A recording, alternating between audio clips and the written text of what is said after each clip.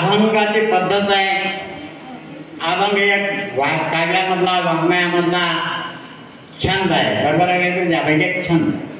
अभंग, ओवी, आरती, पद हे महाराष्ट्राचे.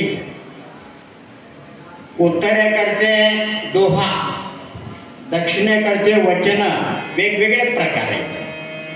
पण आपल्या महाराष्ट्रामध्ये प्रसिद्ध अभंग आणि ओवी. आता ओवीबद्दल मी जास्त सांगत नाही. अभंगाचे हे दोन प्रकार. वाङ्मयाच्या भाषेमध्ये एकाला लहान म्हणतात, एकाला मोठा म्हणतात वाङ्मय भाषेमध्ये. पण परमार्थाच्या पद्धतीमध्ये, संप्रदायाच्या पद्धतीमध्ये एकाला धुमाडी अभंग म्हणतात आणि एकाला दीडका. वाङ्मयामध्ये एकाला मोठा म्हणतात आणि एकाला छोटा म्हणतात.